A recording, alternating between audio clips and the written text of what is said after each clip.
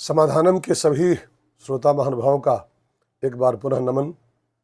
आपके बहुत दिव्य जिज्ञासाएं, सुंदर प्रश्न रोज सुनने को मिल रहे हैं, देखने को मिल रहे हैं। उनके उत्तर देने का जो एक सत प्रयास चल रहा है, उसमें सभी का स्वागत।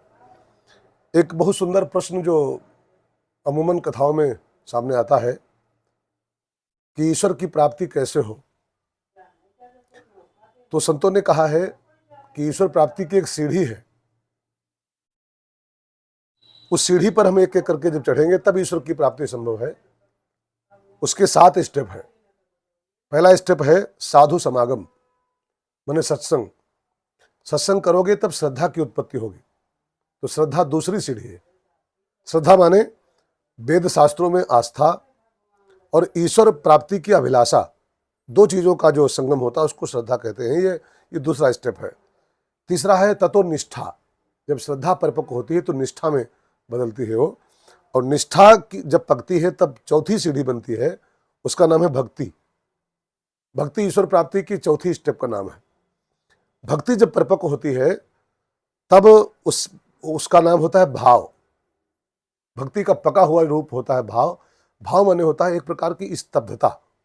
भगवान का नाम सुना, भगवान की कथा सुनी, एक रोमांच होना, एक स्तब्धता होना, इसको भाव कहते हैं। और भाव के बाद जो छठा स्टेप आता है वो है महाभाव। महाभाव में एक प्रकार का पागलपन जैसा, चैतन्य महाप्रभु, रामकृष्ण परमहंस, सब इसी स्तर के लोग थे, मीराबाई, ये सब एक पागलपन जैसी स्थिति उत्पन्न होती है, इसको महाभाव कहते हैं। और महाभाव के बाद जो 7वां अंतिम जो चरण आता है भगवान की प्राप्ति का, वो है प्रेम। प्रेम में जगत और देह की सुधि इंसान की भूल जाती है, और इसी स्तर पर जब इंसान पहुंचता है तब उसको प्रेम ते प्रकट हुए में जाना, ऐसा शंकर जी ने कहा है। तो ईश्वर की प्राप्ति के 7 स्टेप हैं, ये एक एक करके हमको आपको चढ़ना है। साधु समागम से यात्रा शुरू करनी है और प्रेम तक पहुंचानी है, तब भगवान की प्राप्ति का रास्ता मिलेगा। सब आगे मैं कुछ प्रश्न ले रहा हूँ। एक बड़ा प्यारा प्रश्न ब्रसकेत जायसवाल जी का आया है कि गीता प्रेस की एक पुस्तक में पढ़ा था कि पत्नी का गुरु उसका पति ही होता है, उसे गुरु बनाने की कोई जरूरत नहीं है, ऐसा किताबों में लिखा है। तो जायसवाल जी, मैं आपसे एक बात इसमें जोड़ के कहूं कि पत्नी का गुरु पति ही होता है अथवा पत्नी का परमात्मा पति ही होता है, ऐसा भी कई जगह लिखा हुआ है। लेकिन ये प्राइमरी स्टेज की बातें हैं।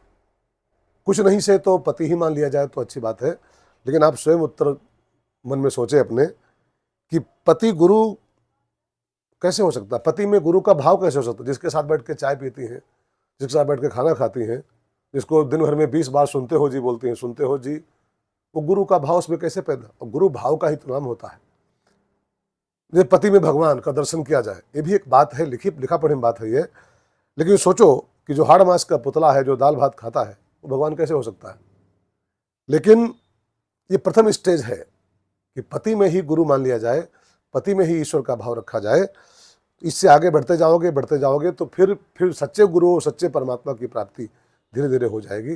जैसे कर का मन का डार के मन का फिर गोस्वामी कबीरदास ने कहा है, लेकिन मन का तक जाने के लिए पहले कर का मन का ही करना पड़ता है। ऐसे ही असली गुरु तक पहुंचने के लिए, असली भगवान को पाने के लिए पहले पति में ही परमात्मा, पति में ही गुरु का भाव रखा जाए।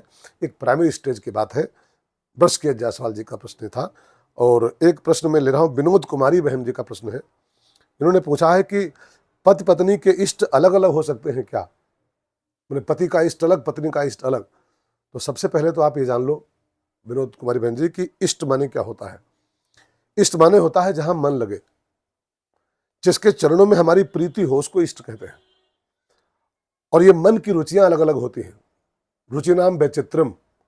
तो पति की रुचि किसी भगवान में हो सकती है, पत्नी की रुचि किसी भगवान में हो सकती है। तो ये कोई आवश्यक नहीं कि पति पत्नी का इष्ट एक ही हो। अपनी अपनी रुचि का हम चेकअप करें और रुचि के अनुसार अपने इष्ट का चुनाव करें। तो जब रुचि अलग अलग होती है सबकी है, तो इष्ट भी अलग अलग हो सकता है। इसमें कोई पाप नहीं है। सभी को प्रणाम। जय सिया राम।